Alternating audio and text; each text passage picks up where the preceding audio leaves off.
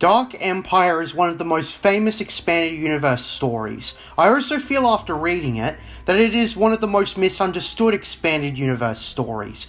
Dark Empire has been ridiculed by expanded universe haters for resurrecting the Emperor. Some, like Hello Greedo, spoke about this in his ignorant video about the worst things of the expanded universe, while he was wearing a "In JJ We Trust" t-shirt. Oof. Even before the Rise of Skywalker plagiarized the idea and made it even more unpopular due to poor execution, Dark Empire on the surface level seems to be like a massive retconny mess that invalidates Vader's sacrifice at the end of Return of the Jedi. Hell, even I thought that before I read it. EU haters for once seem to have a reasonable case for Dark Empire ruining the whole story based on premise alone. But then I read the story for myself and thought about when and how the story was made. You see, Dark Empire was first released in 1991, 8 years before the prequel trilogy.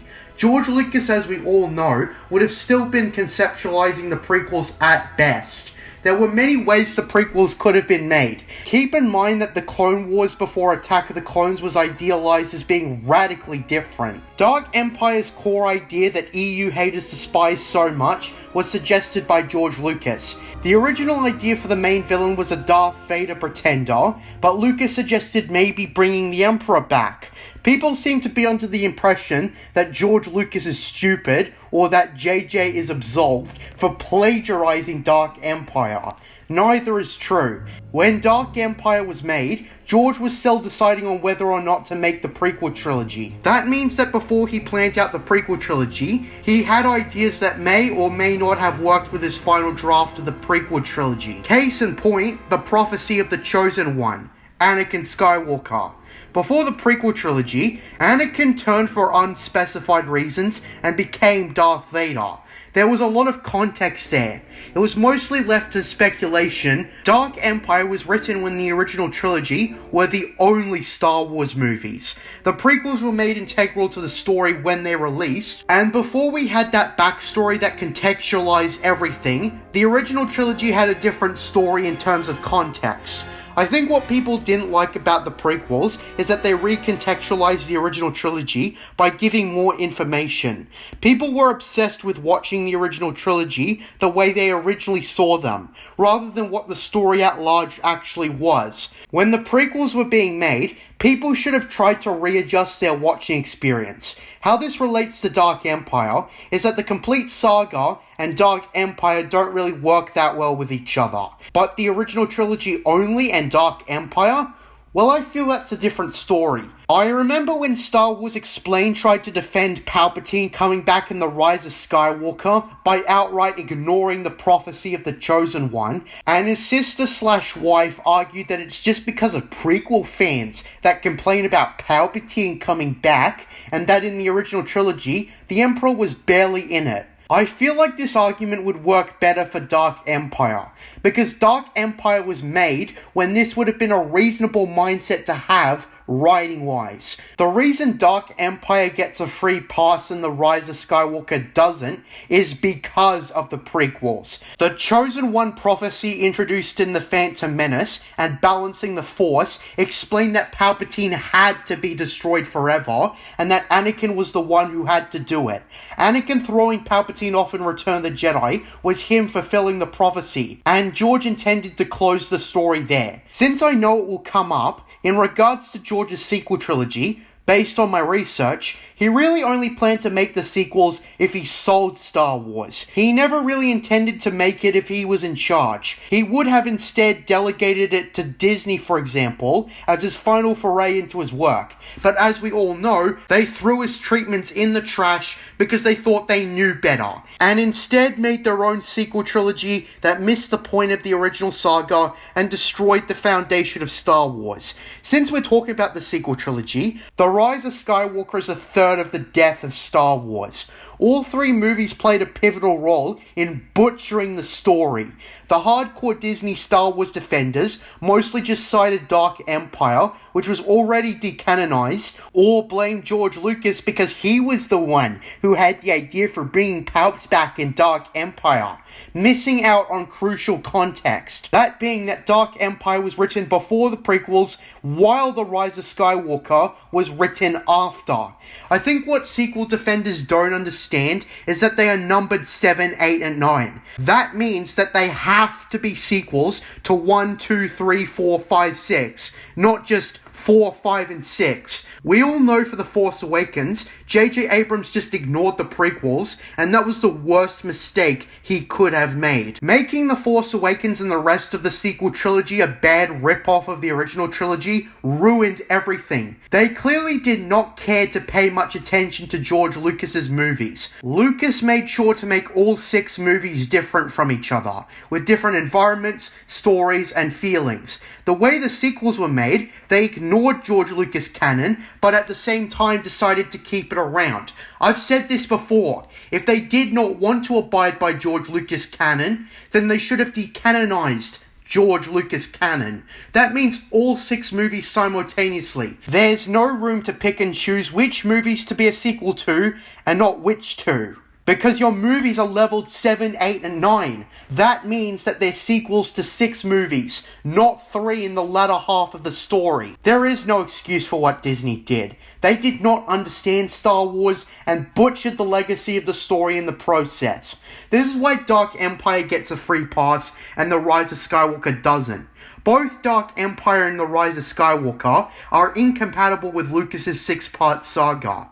But you have to remember that Dark Empire specifically was made when Star Wars was a 3-part story. A New Hope, Empire Strikes Back, and Return of the Jedi only. I do mean it when I say Dark Empire doesn't work with the prequel trilogy. It takes a lot of headcanon to make the 2 stories fit together properly. I think the prophecy of the Chosen One would have to be recontextualized as not permanent or incomplete, as many dark side threats would arise again. But Anakin Skywalker eliminated the greatest threat that allowed the Jedi to return. Those 2 explanations would make sense in the context of the expanded universe, but George Lucas intended for Return of the Jedi to be the very end of the story. Expanded universe writers were extremely resilient and were able to work around the prequels when they came out while still connecting it to the old. Dark Empire, now that I think about it, could actually be tied with the tragedy of Darth Plagueis the Wise. Plagueis and Palpatine both sought a way to cheat death, and perhaps Dark Empire shows that Palpatine found a way, although it became a trap. Now, for this review of Dark Empire, I want it to be more than just a review, but also a comparison with The Rise of Skywalker, as Dark Empire is actually a damn good story in its own right, while The Rise of Skywalker is terrible any way you slice it, partly due to plagiarizing Dark Empire. Today, let's look into Dark Empire and see how it holds up. The short but sweet title crawl establishes that 10 years after the Battle of Yavin, equaling a year after the Thrawn trilogy, the galactic civil war rages on. The Empire still stands defiant of the New Republic. The Empire has begun to regain its strength, reclaiming worlds from the New Republic, including their former capital Coruscant. As such, Luke Skywalker and Lando Calrissian are trapped there fighting the Empire, and the Millennium Falcon, piloted by Han Solo, Leia, Chewie, and the droids are coming to help. The first thing you'll notice is the bleak art style that works to great effect. It greatly assists the comic, as the colours presented give a sinister underlying atmosphere. Dark Empire in general has its own unique look and identity, and I was never taken out of the story. Rather the opposite. I was drawn into the story because of how it was drawn. Han and Chewie fly the Falcon across space approaching Coruscant. We see visually that the Imperial City has been largely destroyed from constant battle. We observe a battle that has taken its toll on the world. Imperial and Republic soldiers killing each other, and especially with the previous mentioned colouring. It's truly a work of art. The start is truly strong, in its most basic form. The story went for showing rather than telling, and I was immediately drawn into the story being told because of the artwork. Presentation so far is top notch. The Falcon lands at Lando's location, and the crew asks him where Luke is. Lando says that Luke left shortly after the crash landing on Coruscant, and that he sensed a strong presence in the dark side in this place. Then, the rebels are ambushed by scavengers, who are trying to pick apart the Falcon, releasing a pack of necks, as well as reprogrammed Terminators that ambushed a lot of them. Then a familiar presence arises after the firefight begins. Luke Skywalker makes quite an entrance. He tears apart the Terminators, and when the AT-AT shows up, Luke uses the power of the Force to take it down, chanting his lessons from Master Yoda. Size matters not. The only difference is one's mind, and he takes it down. I would have liked to see something like this in the sequel trilogy. Something that shows us that Luke has grown and become exceptionally powerful in the Force, not the pathetic loser that was Jake Skywalker. Luke has been fighting this long and terrible war for freedom, and his resolve has never been stronger. This is the real Luke Skywalker. This is what you'd expect from a sequel to Return of the Jedi. With a sequel trilogy existing, older stories like Dark Empire give me a fresh perspective, because this is how Luke Skywalker is meant to be. He is the definition of a hero.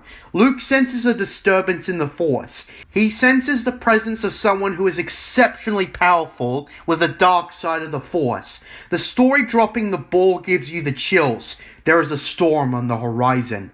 A challenge that will test our heroes as much as the early years of the Galactic Civil War. The build-up begins, and it doesn't slow down anytime soon. Luke straight up tells his friends to leave. His friends object heavily, but Luke is undetermined. He explains in the most blunt way possible that the threat he sensed is his destiny to confront alone. Leia and Han already have 2 children, Jason and Jaina Solo. They must be protected at all costs. Soon afterwards, a hyperspace wormhole in orbit blasts the Imperial City. His friends reluctantly leave him, and Luke knows that whatever this dark side threat is, he must confront it alone. Unlike the Rise of Skywalker, you're right on board with the story. Luke's bleak expression as he tells his friends to leave confirm without a shadow of a doubt that he means business. R2 still wants to stay behind, and so he does that. It's Luke and him against the galaxy. Luke again demonstrates the awesome power of the Force to propel himself. Meanwhile on the Falcon, Leia is largely concerned for her brother. She says that she feels something wrong that may be emanating from Luke. On the 5th moon of Dasucha, the Republic fleet, with a captured Star Destroyer renamed Emancipator, orbits away from the core worlds. Admiral Akbar contacts Mon Mothma, telling her about Imperial ships going into the galactic core. The Imperials are planning something. They've got a major boost in ships and likely morale after all. The Millennium Falcon returns to the Republic fleet. They inform Mon Mothma that they could not get Luke, and R2 is with him. Mon Mothma points out that the energy storm that took Luke was not an isolated incident. Mon Mothma calls a meeting and reveals a grim threat that has now rised from the deep core. A great war fleet has appeared. Whoever the dark side threat is, they have been waiting for the opportune moment to strike, while Imperial warlords have served as a distraction. I admire how the expanded universe authors can come up with threats that feel stronger than the last. There are new war machines intended to destroy worlds, key of which now is Akbar's homeworld of Calamari. The Empire has machines as planet killers, intended to destroy the world till there's nothing left. Akbar comments that it's more powerful than the Death Star, which may or may not be an exaggeration. Either way, the war machines mean business. The Mon Calamari resisted Imperial rule when the Emperor came to enslave them, and now the reunified Empire is coming for them. The threat is well established, and is very daunting as you read it. The visuals truly give us the impression that against all odds, the Empire is strong again. Stronger than it was under Thrawn's efforts even. After the meeting is over, Han comforts Leia. He's been assigned to a specific mission so that he can be with his wife. Again, we see that Han truly cares about his family and friends. No longer is he a selfish smuggler. Although he may still be cocky and prone to being a smuggler, but not be selfish and all that. Han's position towards Luke is listening to him fully. He will not question the request of a Jedi. Speaking of Luke, he and R2 are locked up in an Imperial dungeon ship, noted as carrying Jedi Knights during the Clone Wars. I presume in the later expanded universe that they were not prison ships but simple transports. I don't know. I'll have to read some Star Wars Republic. Coming in 2029 probably, given the amount of stuff I gotta read. Anyways, Luke is taken to Biss by the reunified Empire. Biss is described as a world strong in the dark side of the Force in the galactic core. The Imperials escort him in his cage to whoever this great threat is. And it's not like Luke doesn't try to resist. He absolutely does. He affirms that he decided to be here, and marches into the Dark Citadel, and after a great, agonizing amount of build-up, we see who this dark threat is. It is the personification of the devil, Emperor Palpatine himself. The Emperor has created lifeless clone bodies of himself, and used an ancient dark side technique known as essence transfer, a painful process, but a small price to pay for eternal life. This right here obliterates the Rise of Skywalker from a storytelling perspective. Two basic things that the Rise of Skywalker should have done, but didn't because JJ is more interested in what over why. First, proper build-up. Palpatine is not one to be fucked with, and they treated his return in this story with the utmost respect and care. Emperor Palpatine is the Star Wars universe's most cunning villain, and the portrayal and presentation of the Emperor may even rival his portrayal in the films, but I'll get to that. Palpatine's return was not alluded anywhere in the sequel trilogy beforehand. The only way you were going to get any kind of build-up was by watching the trailers for the Rise of Skywalker right up until the film's release, and also playing Fortnite.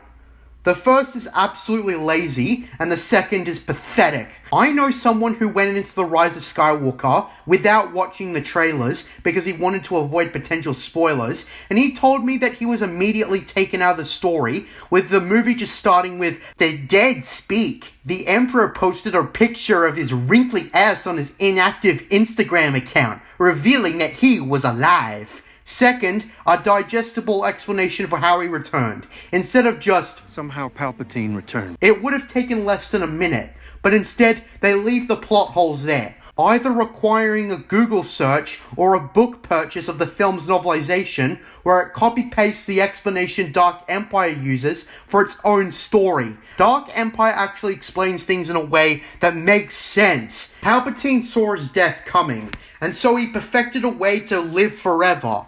The reason this enhances the story is because Palpatine seems unkillable. It will take something very specific to kill him. This leads to another thing I admire about the story. In the films, Palpatine is a very compelling villain, but he's also a meme. Do it. Here, the story makes Palpatine the utmost extreme of the dark side. The way he's illustrated, he looks like a pure inhuman monster. The things he says are flat out intimidating. He still feels like the Emperor, yet they gave us the iconic villain in a different way, having him be a villain who very much resembles the devil. Palpatine without the meme ability is an extremely interesting characterization. Palpatine is not to be fucked with. He's returned more powerful than ever. It will take more than a lightsaber swing to kill him. Bottom line, Emperor Palpatine in the story is terrifying. Unlike the Rise of Skywalker, where he has a contradictory motivation. Another thing I like to mention is that Palpatine having the master fleet that he does in Dark Empire makes sense because the Imperial War Machine is still ongoing despite his original death. The Imperial Warlords have served as a distraction while Darth Sidious has been replanning. This story takes place 6 years after Endor, so obviously the Imperial War Machine was still there. In the Rise of Skywalker though, the Imperial War Machine was long since gone since the Battle of Jakku, if that even still happened in Disney's timeline. And Palpatine arrived with a fleet that was more than 10 times larger than the original Imperial fleet at its peak. As I heard, the ships the Empire had in prior Disney canon sources was in the tens of thousands, while the Death Star destroyers numbered 1 million. How did you afford all this in exile, Palps? You also got to point out how Palpatine idiotically announced that he would enslave the galaxy through the dumbass broadcasts that can be heard in Fortnite ahead of time before he actually did it. Now what? We are not going to attack, right? No! What a moron. Here, Palpatine did the intelligent thing and attacks the galaxy without warning because that actually makes sense. The element of surprise is an efficient tactic for a reason. But in Rise of Skywalker, since he publicly announced his incoming attack, the good guys had a chance to defeat him. Man, the Rise of Skywalker is just so piss poorly written, isn't it? The Rise of Skywalker's poor reputation is only going to drag Dark Empire down, since that's where J.J. Abrams plagiarized the concept. That's where I am disgusted by the Rise of Skywalker. It ripped off and made another story look bad due to the movie's own faults. Dark Empire deserves more respect than that. But it's an easy scapegoat for why the sequel trilogy failed by EU haters or George Lucas haters. But hopefully so far, I'm proving that Dark Empire is actually worth a shit. But anyways, we should get back to the story and play. After Palpatine explains his return and proclaiming himself immortal, a being that cannot be killed for good, Darth Sidious offers Luke a place at his side, replace his father like what he offered 6 years ago. The cunning and manipulative Palpatine senses Luke's hesitation and opts to persuade him. He offers him all the power he needs. Super weapons he's working on will be his to command one day, if he agrees to join him willingly. He tells Luke that there is no chance of defeating him, because he can just transfer essence again. From Luke's perspective, the only feasible way of defeating the Emperor is learning his secrets, but he knows that bowing down to him may result in him losing his way. The dark side corrupts absolutely, and Luke, despite his willpower, can only hold on for so long. And so, Luke, knowing that there is no other way, bows down before the Emperor, and Sidious appoints him as his new apprentice. This moment has been taken out of context by those who trash the EU because they don't understand it. Luke is not bowing down because he's giving in. He's bowing down because he knows there's no other option. And obviously the conflict here will be keeping himself level-headed in spite of the Emperor's influence. People seem to forget that it's possible to pull someone out of the dark path shortly after they fall, and Luke hasn't fallen, at least in the way we traditionally think about one falling to the dark side. I find this one moment to have so much complexity. Luke is not giving in, but he's made a decision that is dangerously close to doing so, but it's his only shot. That's what's really happening. This does not invalidate the original trilogy. People who say so have not read the story at all. Leia from across the galaxy feels this dark moment in an instant. She realizes that she shouldn't have left Luke alone, and Han comforts her, acknowledging that being married to a Jedi is not easy in many ways. Meanwhile, Lando commands a fleet to liberate the Mon Calamari homeworld. He is overwhelmed by the Imperial fleet, and even though he commands a Star Destroyer, he is now outmatched, like he was when Vader was still alive. You can infer that Palpatine, who was really the one who kept the Empire together, is a morale booster now that he's returned. This was something the Rise of Skywalker didn't explore at all, aside from General Pryde being happy that his long-lost master was back, and that was it, if that. The Palpatine returns premise was not wasted in Dark Empire, and that's what makes it eons superior to the Rise of Skywalker. Leia afterwards receives a vision from what appears to be her father, Anakin Skywalker, but it's actually Luke hiding behind the image of Darth Vader. He informs her that he's gone down the path he needs to so he can destroy the Emperor, and ignores Leia's pleas on his decision. before the Emperor cuts in and causes her to collapse to the ground unconscious. Han Solo, who is initiating recruits on stolen Imperial ships, is informed by Mon Mothma and C-3PO that his wife is in the infirmary, talking vaguely about Luke. Han comes to Leia's side and he explains that he has a solution to save Luke before it's too late. He knows people who can get into the deep core, since the deep core is dangerous to enter. So he, Leia, and Chewie head to Nar Shaddaa, the wretched hive of scum and villainy that orbits Nal Hutta. Since Return of the Jedi, the Hutts have quadrupled the price for him, but Han knows the alternative is losing Luke forever. It's a risk he needs to take. Never tell him the odds. You earn 50 points for a great and consistent character moment. One of Solo's old contacts, Mako, berates him for coming into Hutt space before allowing him to dock. After shaking off a bounty hunter, the Falcon docks at the repair shop of Shug Ninx. It's also here where Han meets an acquaintance, an ex-girlfriend named Sulla Zend, which makes for an awkward interaction with Leia when she's around. While the repairs occur to have the Falcon reach the deep core, Han and Leia take a walk around the unpleasant streets of Nar Shaddaa. Nar Shaddaa is quickly and well established as a dingy, dirty place full of criminals and crooks. By chance, or perhaps by the will of the Force, Leia encounters an extremely old woman, Vima de Boda, who is coincidentally a descendant of Nomi Sunrider. Like her lineage, she reveals in a brief interaction with Leia that she used to be a Jedi, but no more. Vima gives Leia an item, which is later revealed to be a lightsaber, before Han gets her to keep moving to avoid drawing attention. She disappears shortly after anyways. Han and Leia enter an old place that Han won in a Sabacc game, and comes across an old droid, who greets him and a certain other character, a bounty hunter. You want to know who it is? Why yes, it's none other than Bobby Fett. He, along with Dengar and IG-88, have Han and Leia at gunpoint. As it turns out, Mako betrayed them. The Hutts want him to pay for the death of Jabba naturally, and the pair are forced to flee. During the firefight, Bobby fires his wrist rocket, missing Solo but hitting a Hutt crime boss nearby, causing him to fall off to his death.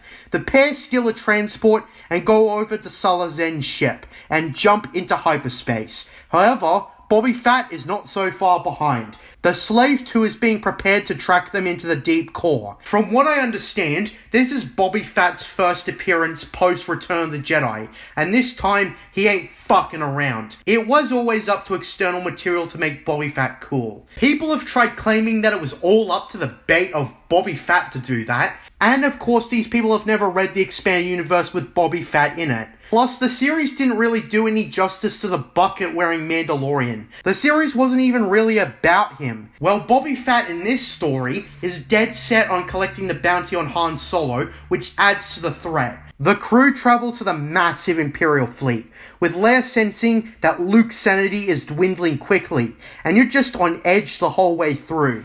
Lando and the Rebel fleet, meanwhile, fight the Imperial fleet, desperate to take the world of Calamari back from the Empire. One of the super weapons goes into self-destruct for an unknown reason that's revealed later. As this happens, Leia flies the Falcon into the Emperor's citadel to confront Luke and the Emperor, and the crew cause a ruckus with Sulla Zen piloting the Falcon to tear a small hole in the ship. But then comes the ultimate climax of the first part of the Dark Empire saga. The Emperor's Sentinels capture Leia and crew and bring them straight to Luke. Luke tells them that they should not have come. And again, the visual storytelling is excellent. The expressions Luke makes tells you that he's gone deep into this. Han demands that Luke come with them, and Luke doesn't listen. And of course, the devil-like Emperor shows up, taunting Leia. He tells Leia to strike at her brother, and she'll see what new dark side powers Luke has unlocked. Leia tries to resist with her new lightsaber, yet Palpatine easily dominates her, continuing his twisted agenda. He intends to turn Leia to the dark side too. Palpatine again exclaims his immortality, and shocks Leia with painful force lightning, just like he did to Luke in Return of the Jedi. Palpatine continues to punch low like an effective villain always does, and an enraged Han is furious that his wife is coming to harm. Luke restrains him, and Han exclaims that he's fully turned for the worst, and that he will kill him if he gets the chance. Han's hatred is fully realized here. He feels betrayed and disgusted at what Luke has become. It's extremely rare for Han to reach a boiling point like this, but it's wholly effective when it happens, and the build-up here peaks the story to exceptional levels. Meanwhile, Sulla and Ninx are out hiding the Falcon and are detected by an Imperial probe and are attacked, forcing them to flee. As this happens, Palpatine grooms Leia, like Luke and Anakin before her, and presents her with an artifact, a Jedi holocron, whom he took from Bodo Baas, who was ironically the descendant of Vodo Baas from Tales of the Jedi, another connection made to that comic series. Palpatine reveals it is from said Jedi, who was born 600 years ago and died at the start of the Great Jedi Purge. Palpatine does what he does best. He does his best to manipulate Leia. He says he's a helpless old man, weak and frail. He continues monologuing about his transfer essence ability. He can enter any of his clone bodies, and as well as that, anyone. And it's here where it's revealed that he can well enough sense the unborn child Leia carries within her. Damn, that's scary right there when I first heard it. This threat towards her unborn son brings her rage across the Emperor, who throws him over and runs out of the room. Palpatine says he was testing her, but still, the way Palpatine said it with such an evil expression presents us with his pure evil nature. Soon afterwards, he notices that Leia took the Jedi holocron and demands his goons find it. Luke, meanwhile, is being informed by an Imperial officer about the Devastators being lost, as someone has tampered with the Master Control signal. Luke intimidates the officer to never speak about it with anyone else. Leia goes to Luke and pushes him to escape this with her, Han, and Chewie. Luke still insists that he knows what he's doing, as although the Emperor thinks he controls him, he's got the Master Code hidden in R2, and on top of that, the priority battle plans, but he does ultimately agree to escape with Leia. Of course, meanwhile, Han and Chewie are freed from captivity by Sulla and Ninx. With that, the crew escapes on the Falcon. Luke confirms once they're all safe that everything they need is in R2, and then Luke reveals that he's just projecting himself and he's still on Biss. And that, my friends, is how context turns a heavily ridiculed scene like Jake Skywalker's nonsensical projection in The Last Jedi to a great moment when Luke does it in Dark Empire. That's the way it's done. I've ridiculed Jake Skywalker's terrible moment in The Last Jedi 100 times over. The fact that he'd actually have no idea where to project himself, and the fact that he just uses the Force to that extent again after cutting himself off from it, which breaks so much lore to the context behind it. He couldn't be bothered to actually show up, and he dies for no reason at the end. This is how you fucking do it. Pay attention, Ryan Roundhead. It's also what Luke does afterwards that sells this moment. He goes straight to the Emperor's cloning chambers while he's trying to transition to a new body and challenges him. He proceeds to go on a rampage, destroying all of the Emperor's cloned bodies. Unfortunately for Luke, Palpatine manages to transfer to one of his cloned bodies and takes on Luke. Yet Luke is unable to defeat the Emperor and is overpowered. It's here where the threat of the immortal Emperor really sinks in. This is another thing the story does better than the Rise of Skywalker. They just have Palps come back only to be defeated by Rey Skywalker in the most pointless climax I've ever seen. Here, when they establish that the Emperor can resurrect himself, they of course make sure that he can come back more than once. That's the thing. Given Dark Empire exists, it's hard to believe that the Emperor really was gone for good when Rey Skywalker killed him. That's a big difference between Dark Empire and the Rise of Skywalker. We see in the final issue of Dark Empire 1 that everyone on the Falcon travels to Calamari and uses the code that Luke had placed in R2, and they're able to disable the Devastators, in which the New Republic is able to secure victory. An exhausted Leia looks at the holocron of Bodo Baas, in which it tells her that there is still hope as long as she resists the dark side. Then, the Emperor and Luke show up in the most intimidating, massive warship I've ever seen. The Eclipse. I remember after playing Empire at War Forces of Corruption that the warship was massive compared to the base capital ships. It made every other ship look like a joke. Really represents how mental the Emperor was. I doubt these huge ships could be funded conventionally. It must have cost a ridiculous lot of credits. Anyways, the Emperor contacts the rebel fleet and demands Leia give herself in. And Leia knows her only chance at defeating the Emperor is through a direct confrontation. She travels to the Eclipse to confront the Emperor, but she never gives up on her brother. And Luke admits that he's really gone far into the dark side now. That's the thing about Dark Empire. In the early stages, there's still a chance to be redeemed, but if you go down the dark path, you will find it difficult to escape. But the presence of Leia is enough to bring Luke fully back to the light. I like this, because with a lot of other characters, like Anakin, it would have been much harder. But given we all know Luke is someone who always wants to do the right thing, he and Leia unite their powers to overpower the Emperor. Luke and Leia use their power to overcome the Emperor. And again, the illustration is excellent. The Emperor's defeat is so intensely drawn, and the red coloring, which has rarely been used, really put an emphasis that the Emperor has been outmatched. Afterwards, Luke and Leia proceed to escape the Eclipse. The resolution monologue I also really enjoy. Luke realizes that one Jedi alone cannot defeat the dark side, and that Leia's third child will grow up to become a great Jedi one day. The Jedi Knights are destined to rise again. And so a semi-neat bow was placed around the story. The first third of Dark Empire was excellent.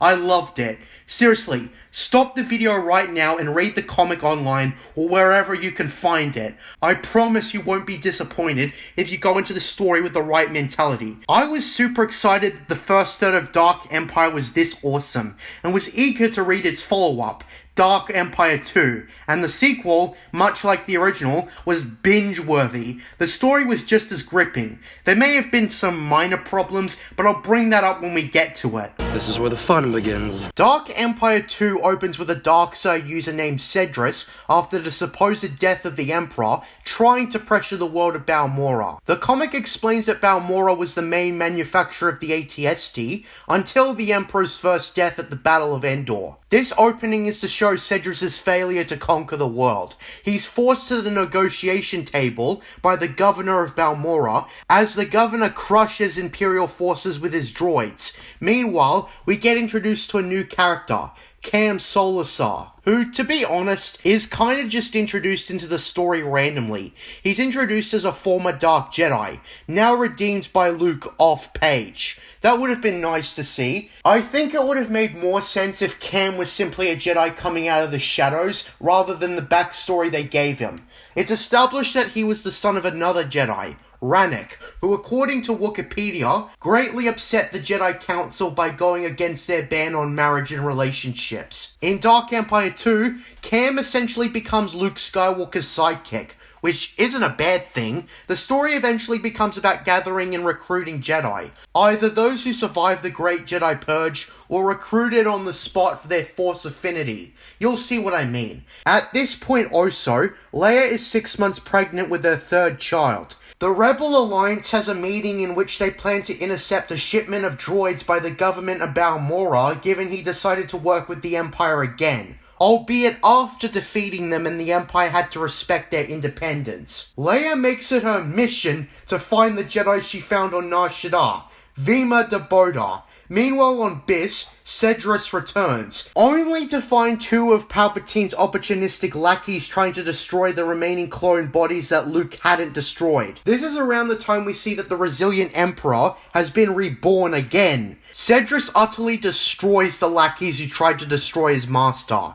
Meanwhile, returning to Nar Shaddaa, they go to the sector where they last saw Vima. As meanwhile, we see what Bobby Fett's been up to. We see that he's being bothered by some Darkseid adepts, and it's here where they reference Bobby's original backstory. They talk about how Bobby was a former stormtrooper who killed his commanding officer. If you've seen Attack of the Clones, you know that this is inconsistent with what that film showed. But as I mentioned in my 10 challenges for Expanded Universe haters video, they explain this by clarifying that the stormtrooper backstory was a misconception, given Bobby was a clone of Jango Fett, and many clones in the early Empire became stormtroopers. The Darkseid adepts make the mistake of trying to take off Bobby's helmet, Yeah, completely different from when Bobby just took his helmet off constantly in his Disney Plus show. Extremely out of what little character he had in the films. Upon landing on the smuggler's moon, they have a quick search from where they saw Vima. With a little luck, since Han, Leia, and Chewie split up with Sulla and Shug, they end up leaving the trio, as they ain't interested in being part of the rebellion. I fucking knew they'd ditch Han sooner or later. I haven't talked about Han's character much, but I just love how he's the guy who happens to have a lot of friends. It's just like when he met Lando, and so far, he's been the only sort of loyal one, but not before Lando was forced to betray him to the Empire. Again, it's nice just seeing the characters staying in character from when we saw them in the original trilogy. I know it doesn't sound like much, but when Disney butchers them so bad, you're just more appreciative of stories that did it right. Anyways, there's a chase with Bobby Fett and trying to outrun him. Han piloting the Falcon takes several wrong turns and lands in the lowest level of Nar Shaddaa. It's here where they finally find Vima.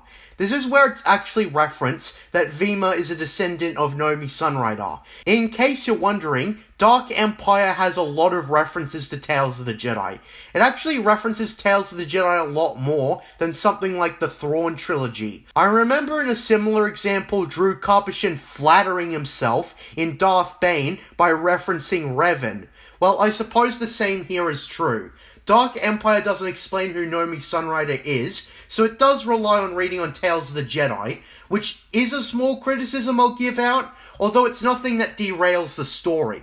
Although I'm going to presume that at the time, and being a general comic book reader, you'd get the reference. Well, anyways, Leia senses Vima nearby, and we see her. Still a bit deranged from where we first saw her.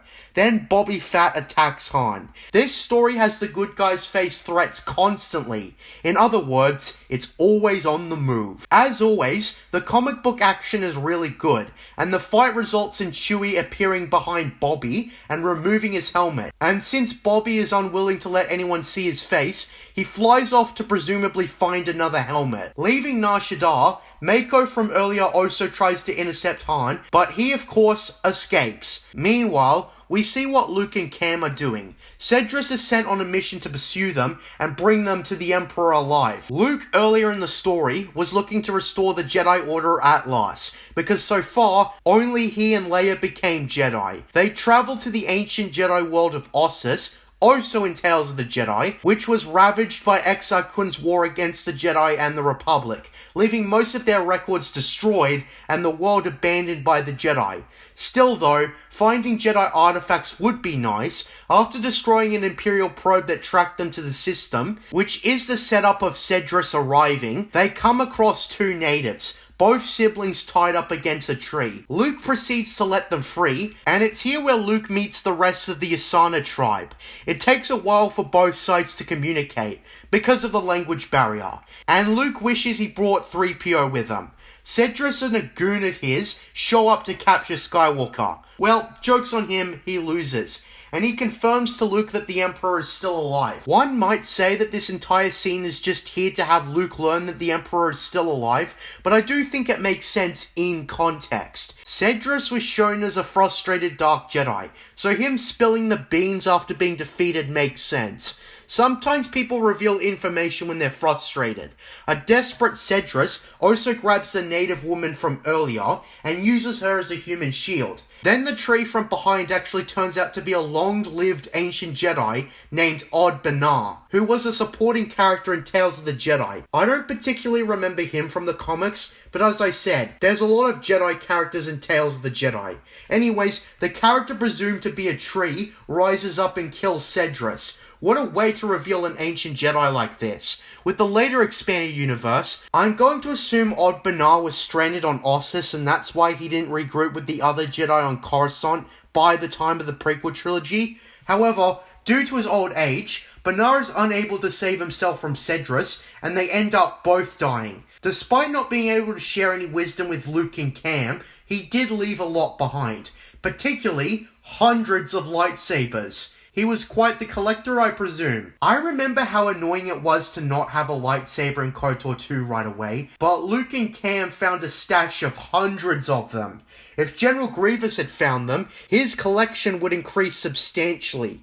Throughout all of this, the native woman grabs onto Luke Skywalker, and through this interaction, Luke and the woman bond through Jedi kinship, and Luke can finally understand the Yasana language and vice versa. And through this, they can finally effectively communicate. While it doesn't elaborate on what Jedi kinship is, I can buy that the Force gives language access to someone, so I didn't question it. The last shot of this segment is Luke, Cam, the native brother Raph, and the native sister Jem ignite their lightsabers up to symbolize how they're going to restore the Jedi Order. Now, is this a more exciting way to show the restoration of the Jedi than what the bait of Boba Fett showed? This is the reason I prefer the expanded universe thus far. Anyways, we see Lando Calrissian and a bunch of rebel commandos hide amongst the shipment of the droids I mentioned earlier. We also see, meanwhile, that the Emperor is being presented a new super weapon, called the Galaxy Gun. It's commonly said that the Emperor was mental, hence why he built so many super weapons, like the first and second Death Stars. Here's something I wanted to talk about in relation to the Rise of Skywalker. The fleet of 1,000,000 Death Star destroyers. The reason something like the Galaxy Gun is believable is because it was built by the Empire while they're still fighting the Rebel Alliance. The Empire was always in the wartime mentality, whether or not they were actually at war, which is a main reason why the Galactic Civil War started. Overspending on the military and the Emperor getting carried away. In the Rise of Skywalker, the Empire was long since defeated and surrendered after the Battle of Jakku. And what we got in its place was the First Order,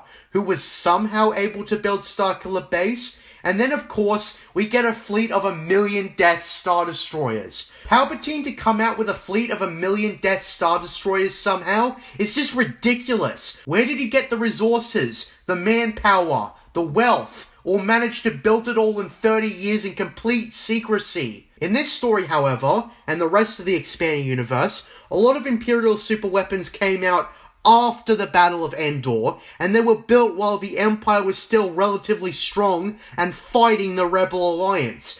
Plus, it would have been finished sooner if the rebellion was defeated at Endor. This is how context and circumstances change the believability of a story. I also like how the Emperor, after learning that Cedrus is dead, just gets another dark side adept to replace him.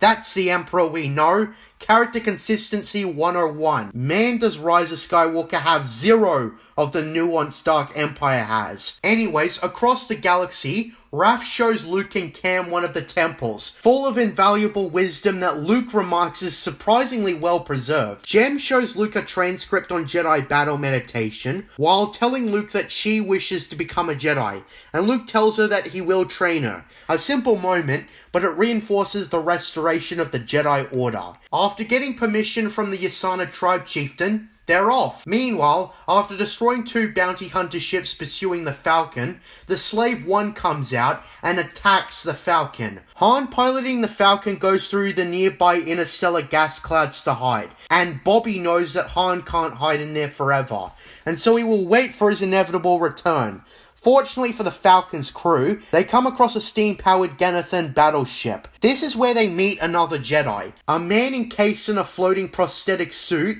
due to damage from the Jedi Purge after Order 66, whose first name is something I cannot pronounce as I have not heard it before. I have not listened to the Dark Empire audio dramas that much, so I apologize. So I'll just call him Brand. Brand relays all this information I just discussed to the group, and then some. He says he's been ruling over the Ganathans as they needed a leader, and he took that role. To be a bit honest, Brand looks kinda weird. A floating dude I can totally buy, but the fact that I can only see the top half of his head is kinda strange. I can't explain it very well. He looks like some weird robotic ninja or something. That's what I thought while reading this comic. Meanwhile, Lando and the Rebel Commandos finally launch their attack on the Emperor's Citadel, and they do well at first, until some mutated near-invincible Rancors attack the Rebel army, and Lando and a handful of the Rebels are only saved by Sulla Zand and Shug Ninx. So they had a change of heart and decided to get back into the fight?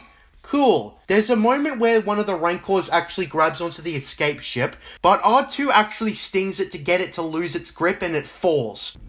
Another happy landing. We then cut to Bran joining the crew, with the Falcon coming out of the gas clouds with the Slave One waiting for them. But Bran had the Falcon equipped with a weapon that easily disables the Slave One and causes Bobby Fett to fall under his own weight.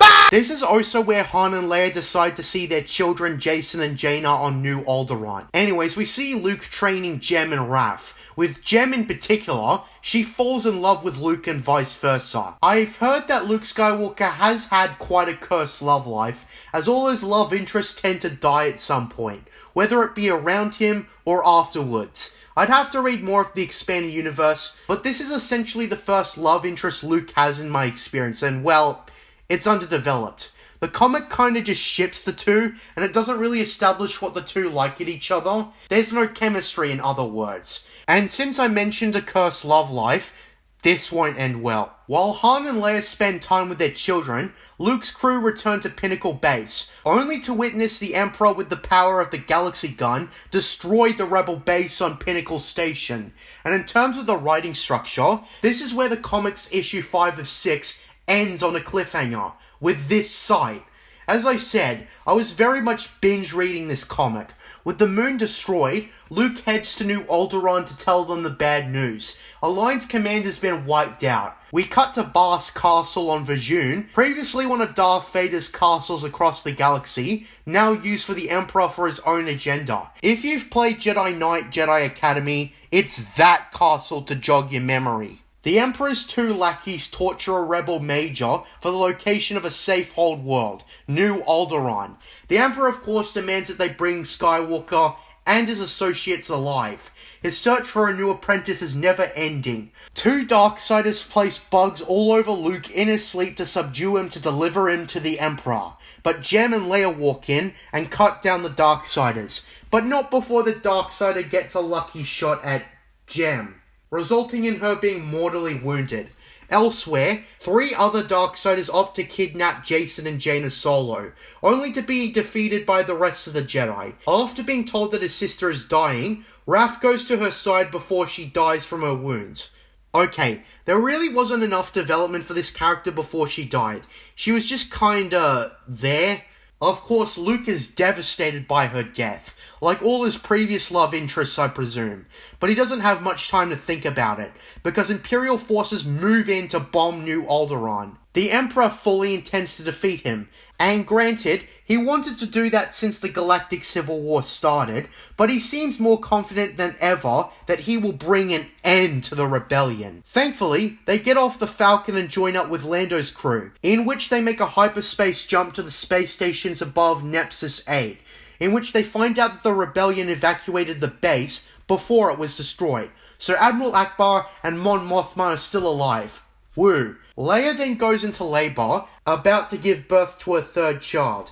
Everyone gathers around as Leia gives birth to a boy. At first, Han remarks that their 2nd son will be named after him, but Leia tells him that he will be named Anakin, after her father, as Leia has come to see who her father once was. I've heard in the expanded universe, it was actually Kit Star, Anakin's best friend from the Phantom Menace, who showed Han and Leia Anakin's beginnings, in which he was once a hopeful slave boy who wished to take to the stars and free his fellow slaves. With the hindsight of who Anakin once was, Leia forgave her father, and here we are in Dark Empire, our first introduction to Anakin Solo. He's actually an inspiration of hope, someone who will be a great Jedi one day. Certainly better than the hideous incest child known as A Drunk Driver. Hope has been restored, and Luke's visions are more clear. But the Empire has re-established its dominance and iron fist on the galaxy, and with that, Dark Empire 2 is done. I will admit that I like Dark Empire 1 more, but as a middle piece to a trilogy, Dark Empire 2 is pretty good, continuing to show how deep into the fight the Galactic Empire is. They refuse to give up. I also want to mention that by this point, I totally forgot about the infamous line from Rise of Skywalker.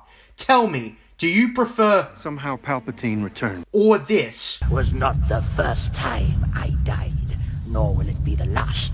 Such are the mysteries of the dark side of the Force. mysteries you will soon learn well. You see, my young apprentice, flesh does not easily support this great power. After all, I live primarily as energy, formless and powerful. For many years, I have been under a dire necessity. My body has decayed again and again, and each time I have needed to take another, transferring my essence into a humble clone of the man I once was. Clones? Yes, young Skywalker. The dying is painful. The transition is terrible to endure, but the suffering is a small price to pay for eternal life. I don't know about you, but I prefer the latter. The audio I played was from the audio drama. Even though I enjoyed the audiobooks of Star Wars novels, I always prefer a visual alternative, such as a comic. So we've completed around 66% of the Dark Empire trilogy. Ironic. Now comes the final third, known as Empire's End. Despite the change in name, it's still a part of the Dark Empire storyline. It picks up where we left off. Strangely enough, Empire's End comes in 2 issues instead of 6, but if that's how long it takes to wrap up the story, I'm not going to question it. We pick up where we left off, with the native Yasana on Ossus collectively sensing the deaths of Jem. They also sense that the Emperor's presence is ever rising. The rebels plan their last battle against Palpatine to destroy the galaxy gun once and for all. Something that did put me off about Empire's End is that it doesn't have the exact same color scheme as Dark Empire 1 and 2. There's a lot more color, and it doesn't look consistent to how the story was originally illustrated. It's just something that bothered me. I quite liked the art style Dark Empire had. It led to a darker feeling storyline, and it sold the emphasis of the Emperor's return. We see that despite the threat the Emperor poses, his body is starting to deteriorate. Turns out Luke killed his best clones, so he was forced to enter a genetically unstable body.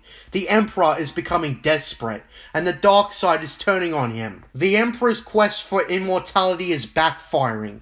The Emperor is becoming weak. He wishes to end the war and find a new body to inhabit. Meanwhile on Nepsis 8, C-3PO and R2 discover that a traitor named Jenks has ratted out the rebels. While the characters are always on the move, it is with a sense of urgency, so Mon Mothma prepares everyone. The first projectile to hit the base is fortunately disarmed. The Emperor is starting to become furious. He screams at one of his lieutenants for letting the rebels escape, and his physician has to step in and tell him to calm down, as anger will only accelerate the deterioration. So Palpatine can't even express a core dominating trait of the dark side. This goes to show how much the tables are turning on him. Meanwhile, the rebels discuss where to go. Luke, Cam, Brand, and Raph will go back to Ossus, while Leia and Han will take their children to somewhere isolated. Arriving at Ossus, Luke's crew pick up scans of Imperial hunter ships, and discover that 3 of the Yasana chiefs have been captured. Fortunately, Han picked up the hunter ship's hyperspace destination, Darth Vader's castle on Vajun. So Luke and the boys make a break into the castle, making it past Imperial defenses, and we get a pretty cool lightsaber fight between Luke's gang and some dark side adepts. It's actually here where we see why that Vader statue was broken. It was because Luke destroyed it. When I first played Jedi Academy, I assumed it was Rosh who destroyed it with the scepter. After overpowering a darkseid adept and leaving one alive, they see that the chiefs are frozen in carbonite, and the only way to get them out is to capture the Emperor, given there are no controls to unfreeze them. Meanwhile, the Emperor travels to the Sith homeworld of Korriban, seeking advice from those before in the Valley of the Dark Lords. The Sith Lords at first tell him to join them in chaos, but Palpatine refuses the possibility of death. The Sith Lords relent though, and give him the image of Leia holding her son Anakin Solo. Palpatine here knows that Anakin Solo is his only twisted hope of being reborn and continuing his life. The Emperor, for this plan to work, has to trust his lackeys until his body has grown up. Palpatine and the Empire track the Falcon and opt to pursue it. The Falcon narrowly escapes though, although its hyperdrive is damaged, which I think is supposed to be a callback to The Empire Strikes Back. They travel to Onderon for repairs, and we get more references to Tales of the Jedi, as Modon Kira references how his ancestors fought with the Jedi against the Sith thousands of years ago, but the Emperor is quick to track them here. The final battle of the Emperor is at hand. This is all or nothing. If the Emperor fails, he will be gone forever. There will be no more clone bodies to transfer into. This all leads to Leia and her children hiding out in a refuge the royalty of Onderon assigned to them. Palpatine's lackeys distract Luke and the Jedi as Palpatine, posing as an old weak man, manages to gain access inside the refuge, but Leia recognizes him instantly. She, 3PO and the Queen of Onderon do everything they can to get Anakin Solo out of Palpatine's reach. When the Jedi eventually arrive, Palpatine mortally wounds Brand and outright kills Raph. Luke offers Palpatine the chance to surrender, but being who he is, he outright refuses and goes for Anakin Solo, in which Han shoots him and he collapses to the ground. Palpatine goes for his final strategy now. He will inhabit Anakin Solo, taunting Han that he won't be able to kill his own son. But as he's in the middle of the essence transfer, Brand dives in the way, protecting Anakin Solo from the influence of Palpatine. In turn, Brand has the Emperor inside him, but is able to resist Palpatine's control. He tells Luke in his last moments, in a really tense moment, that Palpatine will finally be rid from the galaxy. And I like how this is written. Brand dies, killing the Emperor along with him. But unfortunately, Palpatine did manage to slow the return of the Jedi. Luke says that he needs Cam to survive at the very least. And that's where we cut to the space battle, in which Lando, Chewie, Wedge, and Cam are participating in. They manage to hijack the Emperor's Eclipse 2 flagship and ram it into the galaxy gun, causing it to blast into the planet Biss, causing it to explode. The art is truly incredible. Even Michael Bay could not match the awesomeness of this explosion. The Emperor is finally and truly dead, without a shadow of a doubt, and the New Republic is victorious. The story ends with the Falcon flying away, having done just that. What an ending! I actually think that from the perspective of the original trilogy only, Palpatine's demise actually tops his original end from Return of the Jedi. That's because the dark side backfired on him, and it's reflective of his original death, where he tried his hardest to live forever, but eventually he was going to run out of ways to resurrect himself. Immortality is an impossible goal for the Sith. They can find ways to live for a long time, but not forever. That is the ultimate trap of the Sith. And it isn't like the Rebellion's victory didn't come at a cost. Over half the Jedi Luke recruited died during the storyline. Vima and Cam survived, but 2 re-emerging Jedi is far from enough. What I think keeps these post-Return of the Jedi stories interesting is that the Empire certainly comes close to keeping their shit together and winning the Galactic Civil War. I also wanted to say that despite Empire's end being shorter, the story is still just as effective. They resurrected Palpatine, yes, but they explained it adequately and managed to definitively kill him off forever in a convincing way. They explored that the resurrection ability turned on Palpatine, and he became reliant on it. It reminds me of Darth Nihilus in a way, who was a specific critique on how power doesn't automatically equal strength. Palpatine at the end of his own life became weak. Transfer essence was his only option, but that was not an effective strategy near the end of his life. Dark Empire is a great example of a brilliant story. Underrated as hell and deserves more love than what it gets from those who haven't even bothered to read it. I am proud to add this to my collection of personal headcanon, although with the existence of the prequel trilogy, it will have to be secondary canon for me. This story does not ruin Return of the Jedi, especially at the time it was written. Anakin's sacrifice was just recontextualized as him saving his son and giving the rebellion an opening to become the New Republic. It was never stated that the victory was permanent. Only in the context of George Lucas canon, when the prequel trilogy came out, was that a thing. But even then, I imagine the prophecy of the Chosen One could easily be recontextualized too. It's easier to just read the story, because my words may not be convincing until one reads Dark Empire. Dark Empire is a great comic book storyline. It didn't ruin anything, and it enhanced the original trilogy rather than detract it. The same cannot be said for its ripoff, The Rise of Skywalker. And that's where this video title comes full circle. Dark Empire destroys The Rise of Skywalker. Palpatine's resurrection in Rise of Skywalker was just a cheap last-minute decision made after The Force Awakens, and The Last Jedi left the franchise at such a dead end. I don't even know if bringing back Snoke and leaving out Palpatine would have fixed it. They also failed to kill off Palpatine in a convincing way. It didn't seem like Palpatine's just dead after Rise of Skywalker. He'll probably come back and become a threat to Rey Skywalker all over again.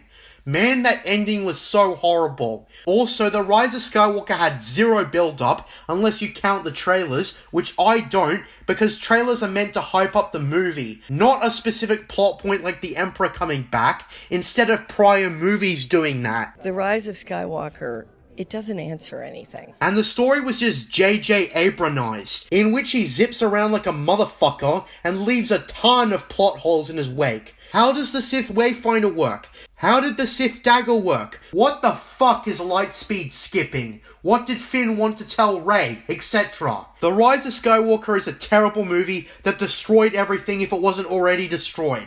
A film that pleased no one, and anyone who tries to defend The Rise of Skywalker has no idea what they're talking about. I wish people would actually just read the fucking EU, because that's how you do Star Wars after Return of the Jedi. The Thrawn trilogy feels like an actual sequel trilogy, rather than just a rehashed rip-off remake of the OT. The EU actually expands the universe, and gave a lot of interesting stories. In comparison with the expanded universe, the sequel trilogy is nowhere as good. As a Star Wars everyman, I can confidently say that the sequels are the worst kind of Star Wars. The unfortunate thing is, though, is that since The Rise of Skywalker ripped off Dark Empire, J.J. Abrams both disrespected the story by copy-pasting it, but also by dragging it down and making people think it was as bad as his story. But that's not the case at all. Dark Empire obliterates The Rise of Skywalker. But the misguided sentiment around the expanded universe being 90% garbage from people who haven't even read a single fucking book or comic really hampers Dark Empire from getting the recognition it deserves. That is why I personally wish to set the record straight. However futile it may be from being a small channel. But as someone who actually read the story, I am an authority given I actually read it. And I'm saying it's excellent. If I haven't done the best job explaining why this comic is actually good, read it yourself and keep what I said about it when it was made in mind. I give Dark Empire a 9.2 out of 10. Great story, great art, great presentation, great everything. My enjoyability is parallel to that of Tales of the Jedi, the comic version. Now, I wish to take the last part of this video and thank the late Tom Veitch for his work concerning Star Wars. He passed away in February of 2022, but back then, I didn't know who he was, nor did I have any special connections to his work. Now that's changed. I decided to dedicate my Dark Empire review to him instead of Tales of the Jedi because I felt that was the better option. I can't explain it. I just had a feeling that this was the right one to go with. It kind of makes me angry that those under modern Star Wars have pissed all over his work. As I've said, J.J. Abrams plagiarized Dark Empire for his terrible movie and proceeded to ruin everything, including dragging Dark Empire along with it. We also have Dave Filoni brushing the real Tales of the Jedi under the rug by making his pretended Chinese knockoff version that plastered Ahsoka everywhere, as if we needed more of her. You also gotta remember that when Tales of the Jedi knockoff edition was announced, Tom Veitch had already passed away. If they had no intention of honouring the original, they should have called it something else, period. I don't know how Tom Veitch himself felt about The Rise of Skywalker ripping off his work, or what he would have felt about Dave Filoni brushing his other important work under the rug, but I feel it was a disrespect to him nonetheless. And I know that both J.J. Abrams and Dave Filoni only did a Wikipedia search on the work they ripped off at best. Regardless though, I wish Tom Veitch the best after becoming one with the Force. Your contributions to the Star Wars expanded universe cannot be understated. Thank you. Even though you have been gone for nearly a year, I still intend to hold my tribute to you, even if it's late. Goodbye. You are now one with the Force. I have also been told that his wife passed away a few months ago, so I wish her the best as well. I consider Tom Veitch a forefather of the Old Republic era, which is extremely popular amongst Expanded Universe fans. That is my tribute to Tom Veitch. Born September 26, 1941, passed away February 14, 2022.